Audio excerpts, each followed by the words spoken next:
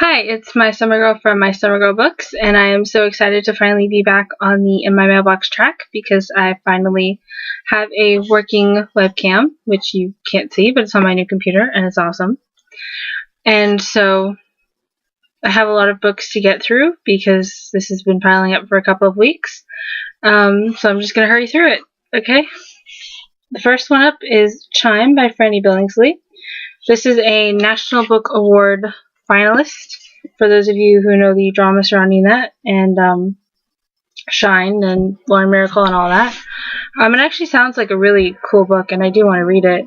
It's about a girl named Bryony who thinks she's a witch, and if you are a witch in this world, you get hanged until dead.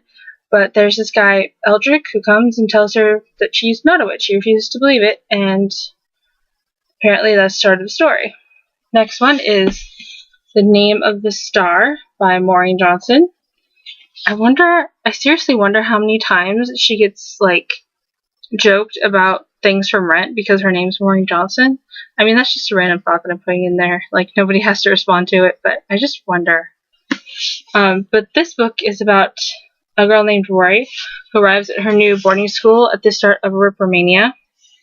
Basically, a copycat Ripper killer has come to London and is killing people, and Rory's part of it, and she has to figure out how to stop the killer, and it's actually really interesting. I've already read that one, and I need to put a review up on the site about it, now.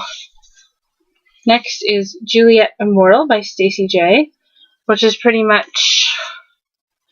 It is about Romeo and Juliet, but it's told in a completely different way, where Romeo tried to kill Juliet on their wedding night in order for him to get immortality, and in the process somehow Juliet got immortality, and for the past however long they've been at this, Romeo has been trying to doom the lovers and Juliet has been trying to save them. I don't really know the whole story because I haven't really read it yet, but it sounds amazing. And The Girl of Fire and Thorns by Ray Carson.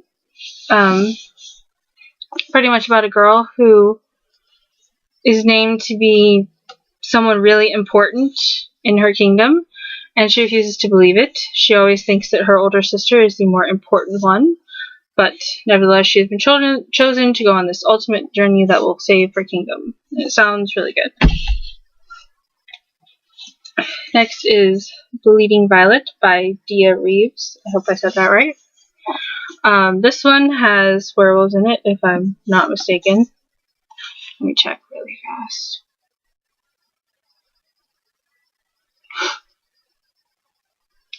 Okay, well, I don't know. I apologize if I'm wrong about the werewolves, but looks like a really good book anyway. It's really thick, though, if you can see. I keep on moving the books the wrong way. I'm sorry for that. I'll fix that in my editing program. Next is one of my favorite books in the whole world right now, which is Lola and the Boy Next Door, written by Stephanie Perkins, who is amazing, and you need to follow her like a cult fanatic like I do. And it's about Lola and Cricket and their love story, and it's cute and adorable, and I've already read it, and I've posted a review on it. Next up is The Carrier of the Mark, or just Carrier of the Mark, I think, by Leigh Fallon.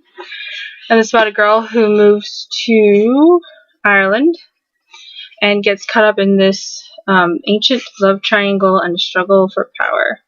I read an excerpt of it. It's really way better than I'm making it sound. So read it and buy it because Leigh Fallon is awesome. Then there's Cold Kiss, which is about zombies. Well, actually one zombie in particular. But it's really, really cute, very heartbreaking story about a girl who just wanted her first love back, and so she resurrects him. And it's so heartbreaking. It's so good. I want there to be a sequel to this. I really do. And of course, many of you will recognize this next one. Daughter of Smoke and Bone by Laini Taylor, with the pretty mask on the cover. I read this, and I really liked it, but it's very complicated and very long. It's really good, so you really should buy it. I can get the angle right on my webcam. Okay. Next is The Unbecoming of Mara Dyer, I think. I think her name's... Look at that cool cover, though. Isn't that...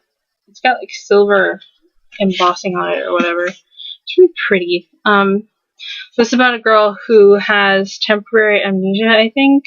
She gets into, like, a car accident with her friends or some other kind of accident, and she loses her memory.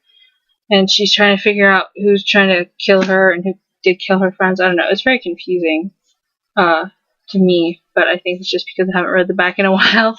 I'm trying to explain it differently, but The Unbecoming of Mara Dyer. Story Siren loves it. I'm hoping to read it and love it as well.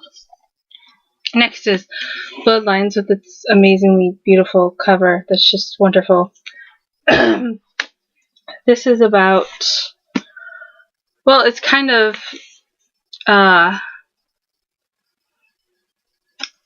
reboot of the Vampire Academy. It's not really a reboot, but it's a spin-off. That's the word, spin-off.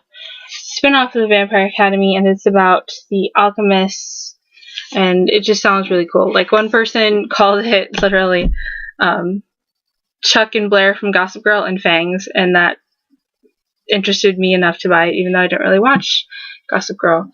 But, okay. I thought the description was funny anyway. Next up is Enthralled, which I love. It's an anthology, and it has, like, every single author I like right now in it. Like, it has Melissa Marr, Kelly Armstrong, Rachel Kane, Claudia Gray, Carrie Ryan, Cami Garcia, Margaret Stoll, Jackson Pierce, Sarah Reese Brennan, Kimberly Durding, Ali Conti. It's like every person who has an awesome book out right now just went into this, and I'm really excited to read it because they're all awesome. And here we have Starcrossed by Josephine Angelini. Yeah, that's it. That is her name. I did say that right. It's like a Greek star-crossed lovers thing. So it's called Starcrossed. And everyone really loves it, and I want to read it. I got this from a used bookstore, actually. It's in really good condition for being from a used bookstore. Not that I'm, like, downing used bookstores, I'm just saying. They tend to have, like, rips in the jacket and other wear and tear that you can see. And finally, I don't know if you can see all of these at once. Yeah.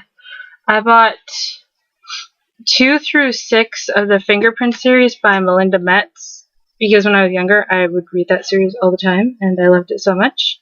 And I already had book number 1, so I just got these also at the used bookstore.